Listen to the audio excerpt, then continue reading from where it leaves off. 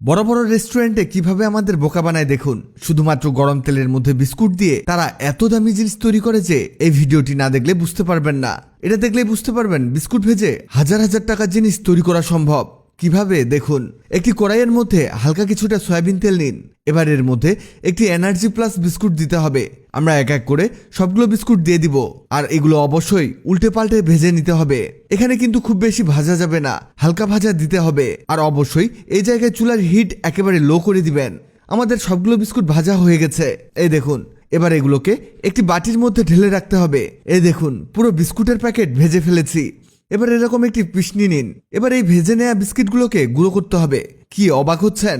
অবাক হওয়ার মতোই কাজ হচ্ছে, কিন্তু এভাবে এত দামি এবং মজার খাবার তৈরি করা সম্ভব এর আগে হয়তো কখনো দেখেননি। এগুলো একেবারে ভালো করে গুঁড়ো করে নিতে হবে। এখানে আপনি যত বেশি গুঁড়ো করতে পারেন ততই ভালো।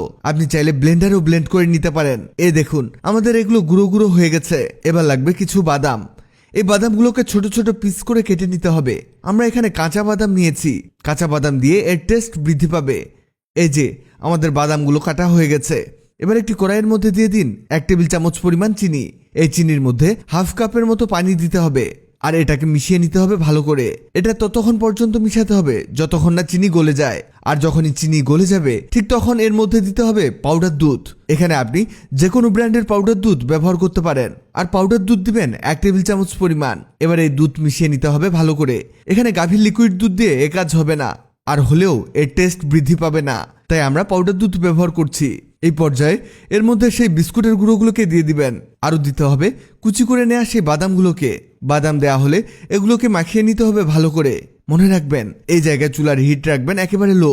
এই রেসিপিতে তাড়াহুড়া করে কোনো কাজ করা যাবে না। এখানে এটা ততক্ষণ পর্যন্ত রান্না করতে হবে যতক্ষণ না এটা লিকুইডটি টেনে নেয়। এটা একেবারে শুকনো শুকনো করতে হবে। এটা রান্না হতে হতে আপনাদের জানিয়ে দেই, আগের ভিডিওতে কমেন্ট করেছেন সিলেট থেকে শেখ রেহেনা, কাতার থেকে আজিজ আহমেদ, বর্ধমান থেকে ফেরদৌসী বেগম, আবুধাবি থেকে শামসু, রংপুর থেকে মাহমুদুন্নবী টিটো। আপনারা যারা কমেন্ট করেছেন আপনাদের ধন্যবাদ। এই দেখুন, এটা একেবারে শুকনো শুকনো হয়ে গেছে। এই অবস্থাতে আমাদের বাকি কাজগুলোকে করে নিতে হবে। এটা হয়ে গেলে একটি বাটির মধ্যে নামিয়ে নেবেন। এখানে গরম অবস্থাতে এটা হাত দিতে যাবেন না। আপনি চাইলে এখানে ড্রাই ফ্রুটসও অ্যাড করতে পারেন, তবে সেগুলোকে বাদামের মতো কেটে কেটে প্রথমে বাদামের সাথে অ্যাড করে নেবেন। এগুলো কিছুটা ঠান্ডা হলে অল্প করে হাতে নেবেন আর লাড্ডু শেপ দিয়ে দিবেন। এখানে আপনি হাতের মধ্যে হালকা কিছুটা তেল মেখে নিতে পারেন, এতে এগুলো ভালো করে শেপ দেওয়া হয়ে যাবে আর হাতেও আঠা লাগবে না। এ দেখুন, এগুলো হয়ে গেছে। এগুলো মূলত বিস্কুটের লাড্ডু, কিন্তু এগুলো যে একবার খাবে সে টেস্ট সারা জীবন ভুলবে না। এটি এতটাই মজাদার হয়ে থাকে, আর এটা খেয়ে কেউ বুঝবে না যে এটা বিস্কুট দিয়ে তৈরি। এটা বানিয়ে আপনি গেস্টকেও খাওয়াতে পারেন। এটি একটি খেলে সম্পূর্ণগুলোই কোন দিক দিয়ে শেষ হয়ে যাবে বুঝতেই পারবেন না। ভিডিওটি অনেকের উপকারে আসতে পারে, তাই ভিডিওটিকে শেয়ার করুন। আপনি পৃথিবীর কোন জায়গা থেকে ভিডিওটি দেখছেন কমেন্ট করুন, যাতে পরবর্তী ভিডিওতে আপনাকে ধন্যবাদ জানাতে পারি। ভিডিওটি ভালো লাগলে লাভ ইউ একদিন, খারাপ লাগলে হাহারি একদিন। এমন সব তথ্যবহুল ভিডিও পেতে ন্যাচারাল বিউটি হ্যাক্সকে লাইক ও ফলো দিয়ে রাখুন।